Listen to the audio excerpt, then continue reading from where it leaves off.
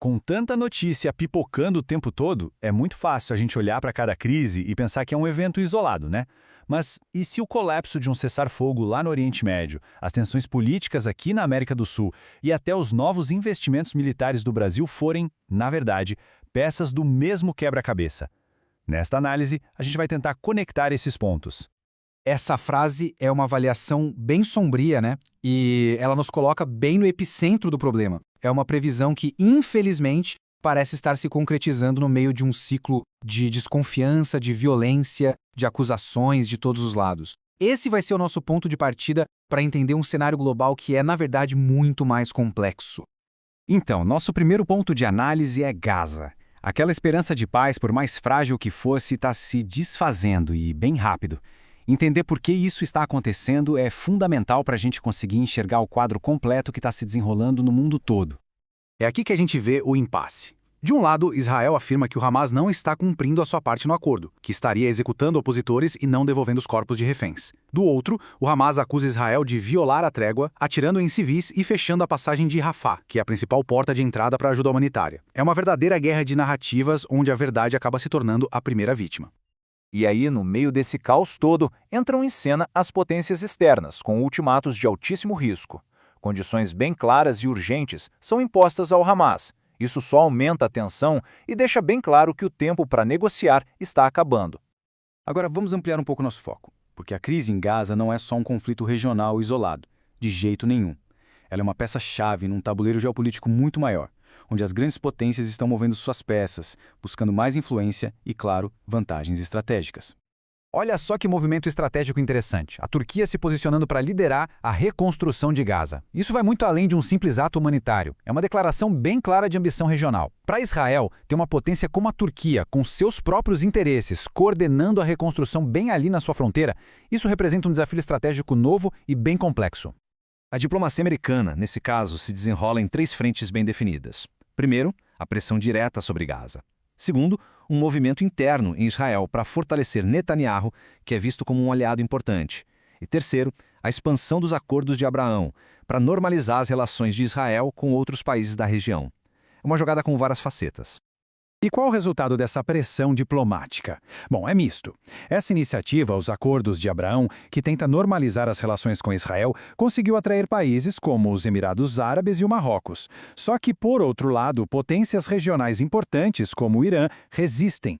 Eles acabam formando um bloco de oposição e apontam o governo de Netanyahu como principal obstáculo para a paz. E essa reconfiguração geopolítica não fica só no Oriente Médio, não. As ondas de choque estão criando novos blocos de poder e pressionando ordens que já estavam estabelecidas no mundo todo, com reflexos que chegam direitinho aqui na América do Sul. Agora, o que é fascinante aqui é como esse quadro resume o confronto de interesses. Se a gente olha para a Venezuela, vê o Ocidente apoiando a posição de óleo em recursos, como petróleo e minerais. Já o bloco alternativo apoia a manutenção de Maduro. Na Palestina, a gente vê a busca por financiamento vindo dos BRICS, como uma forma de escapar do controle financeiro do Ocidente. São basicamente 2 frentes da mesma disputa global. Essa declaração é muito forte. Vindo da líder da oposição venezuelana Maria Corina Machado, ela mostra a intensidade da pressão.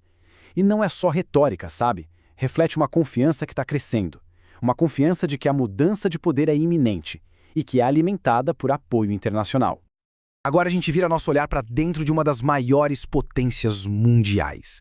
Enquanto os Estados Unidos projetam seu poder lá fora, aqui dentro, seus próprios princípios democráticos estão sendo colocados à prova.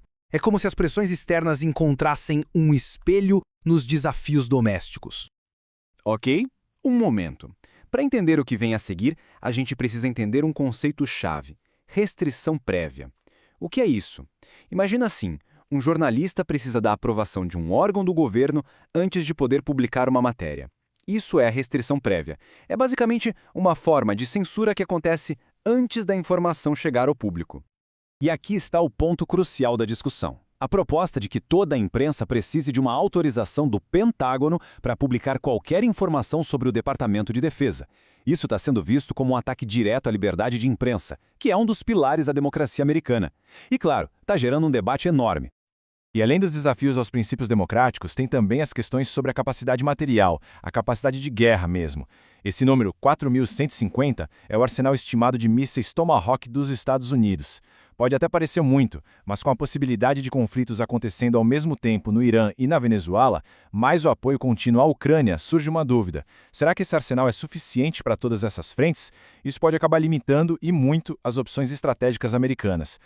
Diante de toda essa instabilidade, não são só as grandes potências que estão se mexendo. Outras nações estão observando esse cenário todo e começando a se preparar para um futuro que parece cada vez mais incerto. Vamos usar o Brasil como um estudo de caso para entender essa tendência global de fortalecimento. Este cronograma mostra bem que isso não é uma reação de momento, impulsiva. O projeto Força 40 do Brasil é um investimento estratégico de longuíssimo prazo com previsão de ser concluído só lá em 2039. O objetivo é claro: modernizar e fortalecer a capacidade de defesa do território nacional. E este gráfico mostra bem o tamanho do salto que isso representa. O Brasil está saindo de um sistema de defesa que alcança 3 km de altitude para um que vai atingir 15 km. É um aumento de 5 vezes. É uma mudança qualitativa gigantesca pensada para neutralizar ameaças aéreas bem mais sofisticadas.